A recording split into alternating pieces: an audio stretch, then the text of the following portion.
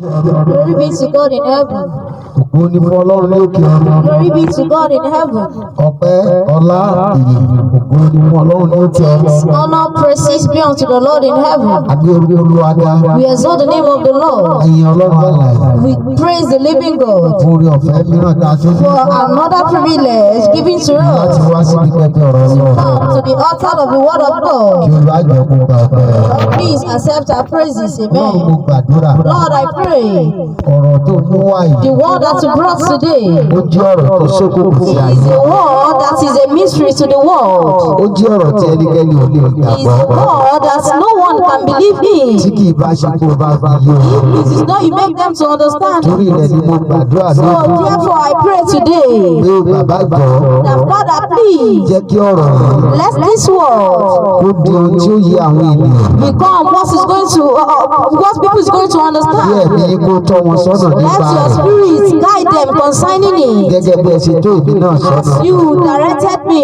Kí wọ́n mọ̀ gẹ́gẹ́ bí ìfẹ́ yín so nítòótọ́. that they will know it to your will indeed. Àti gẹ́gẹ́ bí ohun tí ẹ̀yin Ọlọ́run ṣe lọ́wọ́lọ́wọ́. One that you the plans that you are God are doing right now Nítorí ti gbó because of the death àti àjíǹde and the restoration. Jésù Kristi Olúwa wa. Jesus Christ our Lord. Ọ̀rọ̀ Ọlọ́run fún wa lónìí. The topic of the word of God to us today Ó ní ayé titun. is the new heart.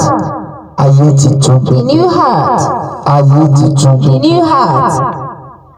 Kí a tó máa lọ sínú ọ̀rọ̀ náà. Before we go into the word, Kí a bá lè gbàgbọ́ pé ó títọ́. for us to know and believe it truly, Ọ̀rọ̀ yìí wá nípasẹ̀ Jésù Kristi. is a great one through Jesus Christ. Ẹ jẹ́ a lọ wo Mátíù Let's go and look at the book of Matthew, orí kẹtàlá. chapter 13. Ẹ jẹ́ a bẹ̀rẹ̀ láti ẹsẹ̀ kẹwàá Let's start from verse 10 sí ẹsẹ̀ kọkànlá. to verse 11. And the disciple came and said unto him, Why speakest thou unto them in parables? He answered and said unto them, Because it is given unto you to know the mysteries of the kingdom of heaven, but to them it is not given. Àwọn ọmọ ẹ̀yìn rẹ̀ sì tọ̀ wá, wọ́n bi pé, èéṣe tí ìwọ fi òwe bá wọn sọ̀rọ̀? Ó sì dáhùn wí fún wọn pé, ẹ̀yin ni a fi fún láti mọ ìjìnlẹ̀ ìjọba ọ̀run, ṣùgbọ́n àwọn ni a kò fi fún. Tó ọ̀rọ̀ ìjìnlẹ̀ ìjọba ọ̀run. So the mystery of the kingdom of heaven, Ọ̀rọ̀ ìjìnlẹ̀ tí Ọlọ́run tó ní ọ̀run àti ayé ń ṣe. of what the one that owns heaven and the earth is doing. Ọ̀pọ̀lọpọ̀ alágbàgbé pé kò sí ènìyàn kankan tó ní ayé. Many of us who have forgotten that there is no one that owns the Èṣù kọ́ world. ló dá ayé. It is not devil that created the world. Ọlọ́run dá ayé. It is God that created the world. Nítorí ọmọ rẹ̀ bíbí nìkan And ṣoṣo Jésù created the Kristi world Olúwa wa. because of his only begotten son, Jesus So Christ ní our àkókò Lord. yìí, So at this time, Ọlọ́run ti wá tún ayé ṣe. God has come to lament the world. Gbogbo tí ènìyàn ti dàrú. Everything is that human beings has mixed Tí up. òkùnkùn ti jọba lé lórí. And the kingdom of heaven has ruling over Ní ìdí mẹ́rin àgbáyé. in the four corners of the world. Ọlọ́run ti wá tún wọn ṣe. God has come to amend them, Láti pé àwọn ẹni bí ọkàn Ọlọ́run. to make sure that the people of God's heart Wọ́n mọ Ọlọ́run ní òtítọ́. know God truly, Wọ́n sì jẹ àǹfààní Ọlọ́run. and they are benefiting the advantages of God. Nínú ayé kí n tó padà sí This ayérayé. one before they go back to eternal home. So lọ́wọ́lọ́wọ́ bá a ṣe wà So yìí. presently as we are, Ayé tuntun ni a wà. we are in new world, new earth. Àwa àwọn ó ní àwọn tó ní Kristi nínú ayé wọn ní tòótọ́. That is for those who have Christ in their life truly. Àwọn tí Kristi ń gbé inú wọn. Those who people that Christ is dwelling in them. Tí àwọn náà sì ń gbénú ọ̀rọ̀ They are Jésù. also dwelling in the word of Jesus. A wà nínú ayé tuntun And báyìí. now in the new head. A wà nínú ayé tuntun báyìí. Now in the new head. Nípa ayé tuntun tá a bá lọ wò ó fi hàn. Concerning the new heart, if you go and look at the book of Revelation, Orí kọkànlélógún. chapter 21, Ẹsẹ̀ kìíní sí ẹsẹ̀ kẹjọ. from verse 1 to verse 8. Ṣùgbọ́n a ò ní ka ju bí ẹsẹ̀ mẹ́ta lọ. But we will not read more than 3 verses. Kí àwa náà lọ máa fi yìn sí ìyókù. Let's go and be reading it on Ṣé ẹ bá mi ka ìfihàn orí kọkànlélógún. the book of Revelation, chapter 21. Ẹsẹ̀ kìíní sí ẹsẹ̀ kẹta rẹ̀. Verse 1 to verse 3. And I saw a new heaven and new heart. For the first heaven and the first earth was passed away, and there was no more sea. And I, John, saw the holy city, New Jerusalem, coming down from the God out of heaven, prepared as bride adorned for her husband. And I heard a great voice out of heaven The tabernacle of God is with men, and he will dwell with them, and they shall be his people, and God himself shall be with them, and be their God. Mo sì rí ọ̀run titun àti ayé titun kan, nítorí pé ọ̀run ti ìṣáájú àti ayé ìṣáájú ti kọjá lọ, òkun kò sì sí mọ́. Mo sì rí ìlú mímọ́ nì, Jerúsálẹ́mù títí ti ọ̀run sọ̀kalẹ̀ láti ọ̀dọ̀ Ọlọ́run wá, tí a múra sílẹ̀ bí ìyàwó tí a ṣe lọ́ṣọ̀ọ́ fún ọkọ rẹ̀. Mo sì gbọ́ ohùn ńlá kan láti orí ìtẹ́ ẹnì wá, wípé kíyèsí, àgọ́ Ọlọ́run wà pẹ̀lú àwọn ènìyàn, òun sì máa bá wọn gbé, wọn ó sì máa jẹ́ ènìyàn rẹ̀, àti Ọlọ́run fúnra rẹ̀ yóò wà pẹ̀lú wọn, yóò sì máa jẹ́ Ọlọ́run wọn. So Olúwa pè ní ayé tuntun gẹ́gẹ́ bí ìfihàn tí bàbá Jésù fi hàn alàgbà Jòhánù. That was revealed to our elder John. Bá a ti kà á jáde. As we read it out. Ó jẹ́ ayé tuntun lásìkò yìí. It is a new heart presently. Torí Olúwa wá sọ gbogbo di ọ̀tun. God came to renew all things. Olúwa wá sọ gbogbo di ọ̀tun. God came to renew all things. Gbogbo tí Ọlọ́run dá sínú ayé. Everything that God created into the world. Tí aráyé ti lò fún ìfẹ́kúfẹ̀ẹ́. That the worldly people have used it for their lustful desire. Tí wọ́n ti lò fún agbára èṣù. That they have used it for the power of devil. Àti èyí tí Jésù fún èṣù fúnra rẹ̀. The one that devil himself. Tó ti jẹ gàba lé lórí. Already ruled over. Ọlọ́run ti wá ṣe àtúnṣe God has rẹ̀. come to do the amendment of it, them all. Ní àkókò tá a wà This yìí. time that we are now. Ọlọ́run ti wá ṣe àtúnṣe God rẹ̀. has come to correct them. Ní àkókò tá a wà yìí. This time that we are. Kí ayé titun kó tó bẹ̀rẹ̀ báyìí. Before this new earth begins. Bàbá Jésù fúnra rẹ̀ ń farahàn ní ayé. Christ himself revealed himself in the world. Àwọn gan wá ṣiṣẹ́ àtúnṣe. He also come to do the work of Bàbá Mósè farahàn ní ayé. Father Apostle Moses. Ìyẹn Mósè Olúmọládé tún ọ̀là ṣe. Olúmọládé tún ọ̀là ṣe. Ó fi ara hàn ní ayé. He revealed himself on her. Bàbá Ayọ̀délé Babalọ́lá farahàn ní ayé. Baba also revealed himself on her. Bàbá Tímótì Ọbádáre farahàn ní ayé. Prophet Timothy Obadare also revealed himself on her. Apọ́sù Pọ́ọ̀lù farahàn ní ayé. Paul also revealed himself on her. Jòhánù farahàn ní ayé. Apostle John also revealed himself on Àti her. àwọn àgbà ìgbàanì bẹ́ẹ̀ bẹ́ẹ̀. And the people of former Gbogbo wọn ni wọ́n wá ṣiṣẹ́ ní ayé. people, they came to work on this world. Torí pé ọ̀pọ̀lọpọ̀ wọn ò parí iṣẹ́ wọn. As many of them, they did not finish their assignment. Torí pé bí ayé ti wà nígbà náà. Because how the world was then, Ààyè ò gbà wọ́n láti ṣiṣẹ́ bí Kristi ti rán wọn. there is no room for them to deliver their message as Christ. Ọlọ́run àyà jẹ́ kí n mọ̀ pé bàbá Ayọ̀délé Babalọ́lá ò parí iṣẹ́. God made me to understand that Prophet Adelebola Olúwa mú olódodo ṣáájú ọjọ́ ibi. did not take the righteous one before. Bàbá Mósè ò parí iṣẹ́. Father Moses did not finish his assignment. Mósè àkọ́kọ́ gan-an ní afẹ́ ìjọ àkọ́kọ́ lé lọ́wọ́. That was being committed with the first church Kò of parí God. iṣẹ́. He did not finish his So work. àwọn iṣẹ́ àṣepé wọ̀nyí. So all this work of Oṣù completion Ọlọ́run wá ṣe ní àkókò is yìí. what God has come to do. Torí àwọn àbọ̀ iṣẹ́ wọ̀nyí. Because the outwork of Ó fi àyè gba èṣù. He give room for the devil. Ó fi àyè gba èṣù. He give room for the devil. Láti lo àwọn nǹkan èlò Ọlọ́run fún ara rẹ̀. Use the instruments of God for Àti himself. fún gbogbo àwọn tó ń ṣe ìfẹ́ rẹ̀. For those people that are doing his will. Tó fi mọ́ bí àwọn èèyàn ṣe ń lówó láyé. How the people are getting rich in Bí àwọn èèyàn ṣe ń lọ́lá láyé. people are getting wealthy. Bí àwọn èèyàn ṣe ń di ipò láyé. People are gaining position. Bí àwọn èèyàn ṣe ń di alágbára láyé. People are becoming powerful in this world. Àti àṣẹ tí àwọn èèyàn ń lò láyé. Authority that people are using on this Èyí world. tí Ọlọ́run pèsè fún ògo ara rẹ̀. Has prepared for his own glory. Tí èṣù ti darapọ̀ mọ́ àwọn ènìyàn. Devil has mixed with human Tí àwọn beings. èèyàn náà sì darapọ̀ mọ́ èṣù. Human being also joined with devil. Láti máa lò fún iṣẹ́ búburú. Using this for evil works. Àti fún ìfẹ́kùfẹ́. For the lustful desire. Gbogbo nǹkan wọ̀nyí.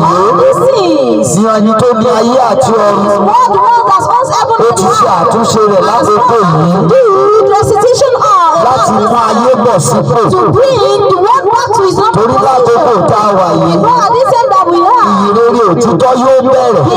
The new gospel will start. Ìyìnrere òtítọ́ ó máa bẹ̀rẹ̀. Is going to begin. Ìyìnrere tí Jésù Kristi kọ́ wá pé ohun tí Jésù torí ẹ̀ wá sáyé For gan-an Jesus to come to this ó world máa bẹ̀rẹ̀ láìpẹ́ yìí. start act very soon. torí ẹ̀ láàrọ̀ gbọ́dọ̀ má ṣe àtúnṣe. So that's why you must not do it. Ọlọ́run jẹ́ kí èṣù tó lágbára lórí ọ̀rọ̀ rẹ̀ mọ́. No one devil to have power over you. Bẹ́ẹ̀ làwọn ẹni bí èṣù tí ń ṣe alátakò Jésù. The people like devil that they are doing. Ní àkókò inú lágbára lórí ọ̀rọ̀ rẹ̀ mọ́. He said they have no power over his Torí òun ló ní nǹkan kì í ṣe èṣù. That is the one that owns things. It's Kò not the dẹ̀ kì í ṣe devil. àwọn tó ń sìn ín. It is not those people that are worshiping So devil. Ọlọ́run ti wá ṣe àtúntò. God has come to make the correction. Ọlọ́run ti ṣe àyípadà. God has come to make changes. Ẹ nínú àtúnṣe tọ́lọ́run ṣe. From the correction that God is Tẹ doing. bá rí ọmọ Ọlọ́run If you see a child of God kó tó di àkókò yìí before this time tó ń sọ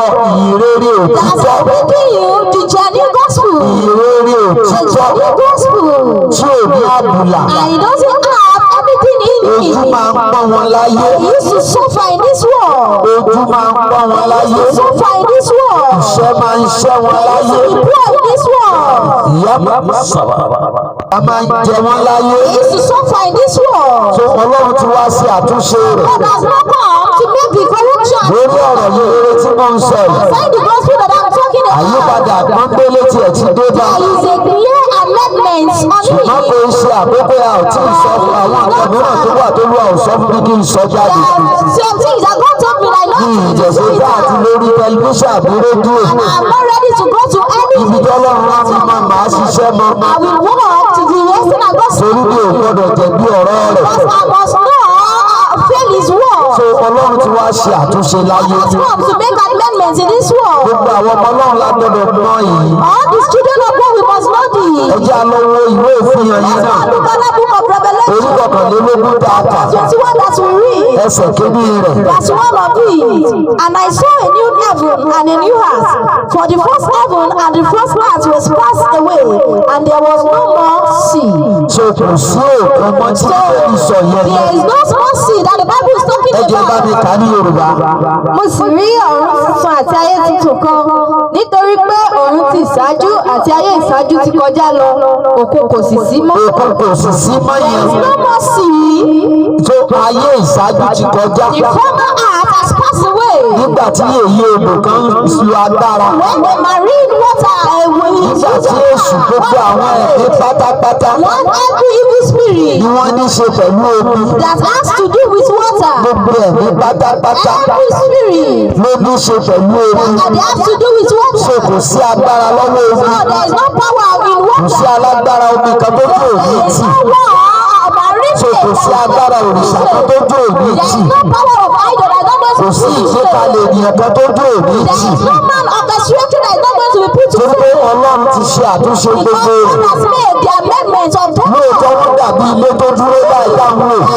A well-established Ṣùgbọ́n tó bá gbọ́ òtítọ́ kó tètè jáde kó láàrin wọn. and the truth will quickly come out from Wọ́n ti them. di ilé tí ò ní òpó. They have become a house without Torí Ọlọ́run ti yẹ òpó rẹ̀ nílẹ̀. God has already paid the pillars. Ṣé ó gbàgbé pé ní àkókò pípẹ́ Yes, for a long tí time. Ọlọ́run ti kọ Sọ́ọ̀lù? God has rejected Saul. Ó sì ń ṣe bí He ọba. is still acting like a Ó dá bí ọba. He was still putting Ó sọ̀rọ̀ bí ọba. He was still talking as Ó a gbé ààfin ọba. He still dwelling in Ṣùgbọ́n Ọlọ́run ti kọ̀ ọ́. God has rejected Bẹ́ẹ̀ him. náà ló ṣe rí lákòókò That's yìí. how it is on this Kò earth. sí òkun mọ́. There is none to see Kò that sí agbára ènìyàn mọ́. power of women. Gbogbo òkun ò ṣe é lò bá a ṣe ń lò mọ́.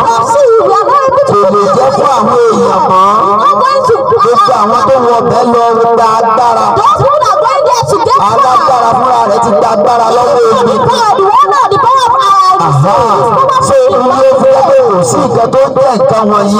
there is nothing like that again. Pé wá lọ gbẹ́kẹ̀lé pé bí bàbá mi ti ṣe. That is how my father Wàá did bára rẹ níbi tó ò lérò. I'm going to meet yourself when I even think of. Èmi kọ́ ni mò ń sọ o. Not what I say it as. Ẹni tó dá ayé àti ọ̀run ló fún One that ẹni. created heaven and earth that said Òun ló fi nǹkan wọ̀nyí yé mi. He's the one that made me to understand Òun ló fi nǹkan wọ̀nyí hàn mí. He's the one that's revealed things to Òun ló sì yàn mí láti sọ fún aráyé. taught me to speak it to Wàá rí pé God. ó jẹ́ ẹ̀kọ́ tó ìlọ rí. There is a lesson that's never happened Èmi ti bá before. lára bí òsì gbọ́ rí. I'm saying that not hearing Bó ṣe ń kọ́ mi before. láti ọdún pípẹ́. As he has been teaching me for a long Èmi náà ń time. tẹ̀lé bó ṣe ń wú. Also following how Bó he's ṣe ń teaching. tẹ̀síwájú. And he's proceeding. Bó ṣe ní lónìí ó ń jẹ́ ìyanu. How it is today is a is Tí ẹ̀rí rẹ̀ bẹ̀ sí bẹ̀rẹ̀ sí ní farahàn. testimony has begun to reveal to show. Ayé tuntun la wà. We are now in a new heart. Àtàgbà Jésù gbọ́ o. Whether we believe in Jesus. Àtàgbà Jésù gbọ́ o. We don't believe in Ẹni Jesus. tó ní ayé tí wàá ṣe àtúnṣe ayé. God the one has come to do the amendment of the world.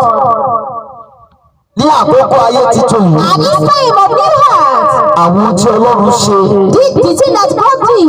Tí a fẹ́ fi yé wa sí pé. That are going to put a mess to. Àwọn àbá tó wá fún mi lórí ọ̀fẹ́ láti sọ. Give me the word that God give me the grace to speak. Ìyẹn wá bá àwa ọmọ Ọlọ́run. This one is not concerning with the Àwọn tí a ti ní ìbáṣepọ̀ pẹ̀lú Kristi tó tọ́. genuine relationship with Àwọn tí a ti gba ẹ̀mí mímọ́. When you receive the Holy Spirit. Tó o bá ní tanra rẹ jẹ. Not going to deceive yourself. Àkókò orí ọ̀fẹ́ ti kọjá o. The grace has gone by.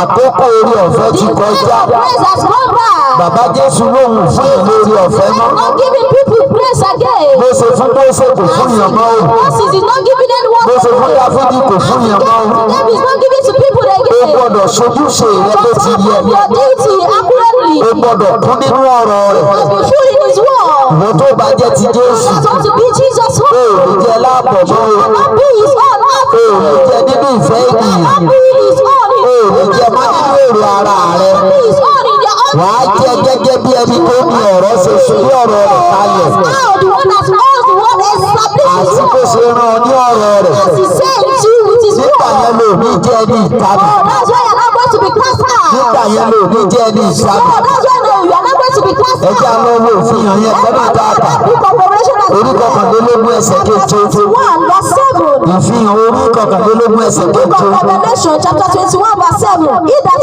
overcometh shall inherit all things, and I will be his God, and he shall be my son. Ẹni tí ó bá ṣẹ́gun ni yóò jogún nǹkan wọ̀nyí.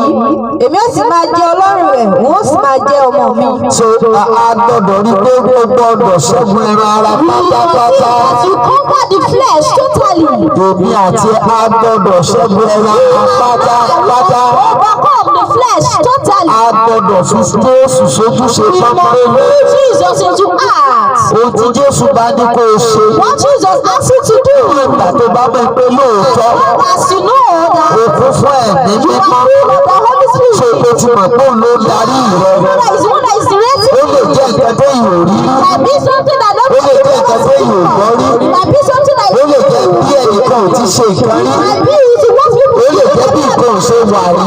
it might be the way that Bí Olúwa bá ṣe àwọn ènìyàn rẹ̀ lákòókò yìí. God sent his people at this Bá ò bá ti fẹ́ bọ́ sínú ìbínú rẹ̀. want to fall into his anger. A gbọ́dọ̀ ṣe é. You must do it. So àkókò yóò gbà ká máa wojú èèyàn ṣiṣẹ́ Jésù. Don't need to look up to Ká anybody. máa wojú èèyàn láti ṣe ìfẹ́ Jésù. Don't need to look up to anybody. Ká máa gba àmọ̀ràn láti tẹ̀lé ọ̀rọ̀ Ọlọ́run. To be receiving advices from Àkókò yẹn ti kọjá. that time has gone away. Ọ̀pọ̀lọpọ̀ ní yóò jábọ́ ní koríta yìí. People they are going to fall. Nígbà tá ò bá kíyèsí. You observe it. Nígbà tá ò bá kíyèsí. Observe it. Kí Ọlọ́run alààyè May the living God kó rè mí àti ẹ lọ́wọ́. who are now, amen. Èkejì, The second thing àsìkò tá a wà yìí. is the same that we have Gẹ́gẹ́ bí now. ọmọlẹ́yìn Jésù As Kristi. the true disciple of Jesus Christ. Ìgbàgbọ́ òfegè ò ní ṣiṣẹ́ o. Faith is not going to work. Ìgbàgbọ́ òfegè Fake faith kò ní ṣiṣẹ́ lákòókò yìí. work at this time. Ẹni tó bá lo ìgbàgbọ́ òfegè lákòókò In yìí. fake faith at this Ó máa time kábàámọ̀. is going to regret. Kò sí ìgbàgbọ́ òfegè. There is no fake Ẹ faith. jẹ́ asáré lọ wo Ámọ́sì. Let's go and look at the book of Orí ẹ̀kẹjọ chapter 8, ẹsẹ̀ kọkànlá verse 11 sí ẹsẹ̀ kẹtàlá. to verse 13. Ámọ́sì The book of Amos, orí kẹjọ chapter 8, ẹsẹ̀ kọkànlá verse sí 11 ẹsẹ̀ kẹtàlá. verse 13. Kíyèsí, ọjọ́ náà dé ní Olúwa Ọlọ́run wí, èmi ò rán ìyàn wá sí ilẹ̀ náà, kì í ṣe ìyàn oúnjẹ tàbí òǹgbẹ fún omi, ṣùgbọ́n ìyàn gbígbọ́ ọ̀rọ̀ Ọlọ́run. Wọ́n sì máa rìn kiri láti òkun dé òkun àti láti àríwá àní títí dé ìlà oòrùn. Wọ́n ò sáré síwá sẹ́yìn láti wá ọ̀rọ̀ Olúwa, wọn kì yóò sì rí i. Ní ọjọ́ náà ni àwọn arẹwà wúndíá àti àwọn ọ̀dọ́mọkùnrin yóò dákú fún òǹgbẹ. Behold, the days come, said the Lord God, that I will send a famine in the land, not a famine of bread, nor a thirst for water, but of hearing the word of the Lord. And they shall wander from sea to sea, and from the north even to the east. They shall run to and fro to seek the word of the Lord, and shall not find it. In that day shall the fair virgins and young men faint for thirst. So ní àkókò tá a wà yìí. In the time that we are, kò sí ìgbàgbọ́ òfegè. there is no faith faith. òun là ń kà nínú Ámósì orí ẹ̀jọ ṣẹ̀kọ̀fọ̀wá ṣẹ̀ṣẹ̀ ẹ̀ka láàyè. Amos chapter 8. àwa tá a ti wà ní Kristi ló ń sọ. He's talking to we that been in Christ. ká ó padà fẹ́ ṣe ìfẹ́ rẹ̀. That we want to do his will. ṣùgbọ́n kò ní ṣeé ṣe mọ́. It will not be possible for us again. àkókò ti kọjá. The time will have gone by. àkókò ti kọjá. The time will have passed by. sábàbí pé Júdásì fẹ́ ṣàtúnṣe. That Jesus wants to make ṣùgbọ́n restitution. àtúnṣe àkókò rẹ̀ kọjá. The time of restitution has àkókò tó yẹ kí Júdásì ó ṣàtúnṣe kò ṣe é. Judas is supposed to do ṣé restitution. gbogbo àwọn onígbàgbọ́ òfegè. All the fair Christians. àwọn onígbàgbọ́ kò gbóná kò tutù. All the blood God. Jésù díẹ̀ àjẹ́ díẹ̀ ẹgbẹ́ oṣó díẹ̀ Wizard group we need to. ìfẹ́ ayé díẹ̀ Godly love a little. ó ní kò gbóná kò tutù lówó pọ̀. No one will allow no. It's going to so permit ní àkókò ayé titun So yìí at this time of new heart, ohun tó fi máa mọ̀ nìyẹn that is what you are going to use to ààyè onígbà ìgbàgbọ́ You òfegè are going to be a room for a faith. gbogbo àwọn onígbàgbọ́ òfegè All the faith la máa Christians, ṣubú lókè they are gbogbo going to fall down out. ní àkókò tá a wà At yìí. this time that we are, ẹ̀kẹta the thirdly, tí mo fẹ́ ká kíyèsí that I want us to take notice Jésù about. wá fi tipátipá fún Jesus ẹnikẹ́ni Christ did not take anybody by láti force. iṣẹ́ tó rán fún ayé. Do the work that he said. Rárá wa àfi tipátipá mú ènìyàn. Nobody is being taken by force. Jésù lòun ò fi agídí mú ènìyàn Jesus mọ́. Christ is not taking anybody. Ó lòun ò rán ẹnikẹ́ni láti ṣiṣẹ́ He's òun. not besieging anybody. Ẹni tá a bá rán kó ṣe é. Anyone that is being said, let Ẹni him tí do ò it. bá fẹ́ kó fi sílẹ̀. The one that don't want to do it, let Torí him pé do iṣẹ́ it. Ọlọ́run ò lè dínkù. Because the work of God Ògo cannot Ọlọ́run be sì lè saved. rẹ̀wẹ̀sì. And God's glory cannot rule. Lákòókò ayé titun At yìí. this time of new heart, Ẹnikẹ́ni tí Jésù bá ti rán níṣẹ́ anyone that Jesus said that tó bá ti kọ̀ tí ò ṣe é. and refuse to do Àbí it, tá ò bá dípò tó yẹ. and we don't do things at the proper Irú wọn di ọmọ ọ̀run àpáàdì. Somebody that they have become the Wọ́n candidates di of ọmọ ọ̀run hell. àpáàdì. Become the candidates of Ṣé hell. ìgbàgbọ́ tá a bá bọ̀ Faith that you are kí ayé titun tó bẹ̀rẹ̀ before this new earth kò begins. bá àkókò ìbò. It is not in alignment with Mo the kàn bọ Father. bàbá Jésù. Just beg for the Jesus. Ó dàgbọ́ pé fúnra rẹ̀ kéde ọ̀rọ̀ sí gbogbo àgbáyé. He is by himself. I know this wants to the Ó whole jẹ́ kí world. mẹ́rin àgbáyé rí ọ̀rọ̀ yìí lọ. The four corner of this world. Ọ̀rọ̀ yìí ẹ̀kọ́ yìí sì tẹ̀ síwájú o. Teaching is still proceeding. Abala àkọ́kọ́ ni This is the first chapter. nínú ayé titun. In the new world. Àwọn tá a bá ń fún tá a bá ń bọ̀ Ọlọ́run lórí ìkànnì We yìí. that you are hearing God on this Àwọn channel. ẹ̀kọ́ ti wà tó ti ń sọ nígbà ìgbàdá tá a dé yìí. The teaching that is talking Torí ìgbà tá a wà ìgbà lolúwa fi rán mi sí àgbáyé. the time of this, that's the reason why God sent me to the whole world. Àṣé nígbà ayé titun yìí. So this time of new world, Gbogbo àwọn tó fẹ́ ṣiṣẹ́ Ọlọ́run bíi all the Jónà. one that want to do the work of Jesus Ó máa léwu fún wọn púpọ̀. going to be dangerous for them. Gbogbo náà la mọ̀ bí Jónà ṣe burú ṣiṣẹ́ rẹ̀. Know how Jonah did. Ọlọ́run ò fẹ́rù rẹ̀ lágbègbè. Know what that kind of things Kódà are. Apọ́sù Pọ́ọ̀lù. Even also the Apostle Paul. Ọlọ́run ò báyàn pàdé bẹ́ẹ̀ I lọ. encountered people like that Ẹni tí a today. bá rán níṣẹ́ tó jẹ. That is being said that Ẹni tó bá kọ̀ tí ò jẹ. anyone that receives Ìṣọ̀kan àbọ̀mẹ̀ mi máa kọrú ẹni bẹ́ẹ̀. the unity of God, the Son of the Holy Spirit. Nígbà ayé tuntun tá a wà yìí. This new earth that we have. Torí náà mo bẹ̀ wá. So therefore I beg Ẹ God, jẹ́ ká múra gírí let's prepare ní ojú ọ̀nà Kristi. and rejoice Ká tẹ̀lé ní pípé to follow him ní àkókò ayé titun yìí. this time of new world. Pàápàá Moreover, nígbà ayé titun yìí. at this time of new earth, Ìṣọ̀kan bá bọ́ bẹ́ẹ̀ the tó unity mọ́. of the Father, the Son, and the Holy Wọ́n Spirit, kọjú ìjà sí ìwà búburú they gbogbo. fight against all the evil Gbogbo hearts, ìwà búburú. all the evil hearts, Gbogbo ìwà all búburú. the evil hearts, Gbogbo ìwà búburú. evil hearts. Ní àwọn ọmọ Ọlọ́run gbọ́dọ̀ sá fún. The children of God must receive Gbogbo nǹkan tí mò ń sọ yìí. all the things that I'm saying A now. ò rán mi sí ayé o. I'm not being sent to the A world. rán mi sí àwọn ọmọ Ọlọ́run. Sent to the children of God. Àti àwọn tó múra láti di ọmọ Ọlọ́run. Be paid to become Àwọn tí Ọlọ́run ti yàn tí ò mọ ara wọn. Those people that are signed that Àti they àwọn don't tọ́lọ́run mọ̀ tí ẹ ti rí mọ ara wọn. God that you are Àwọn la rán mi sí àrán mi sí àgbáyé o.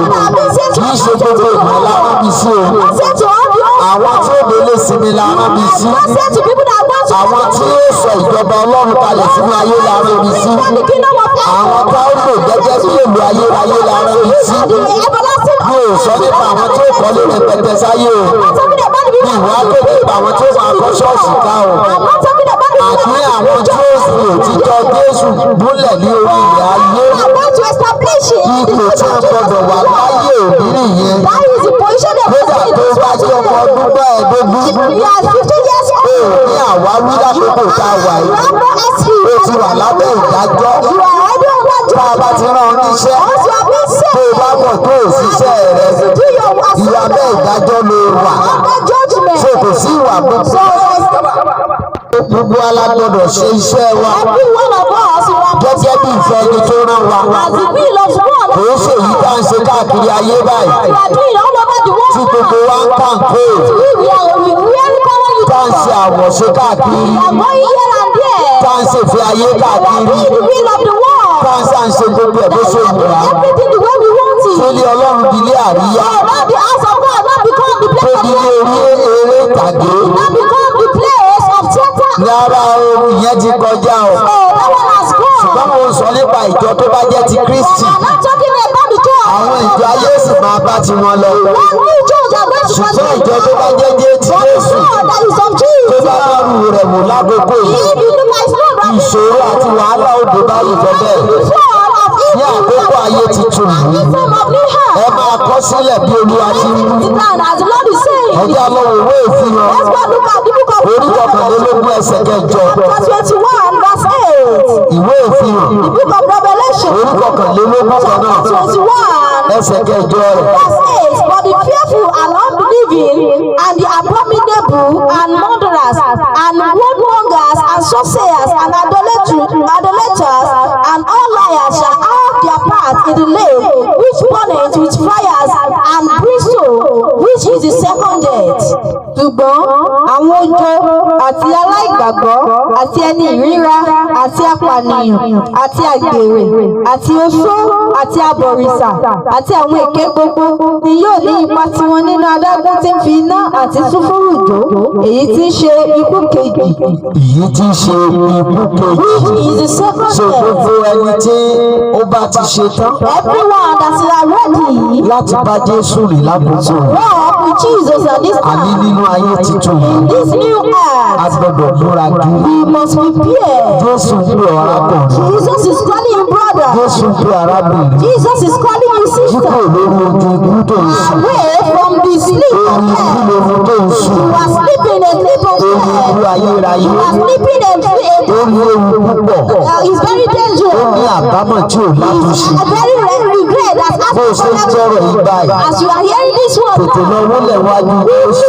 one leader at the presence Bẹ̀bẹ̀ of fún Jesus. ìdáríjì. Ask for the forgiveness. Fi àyè gbẹ ẹ̀mí rẹ̀. If you for his Ó spirit máa tó ẹ sọ́nà.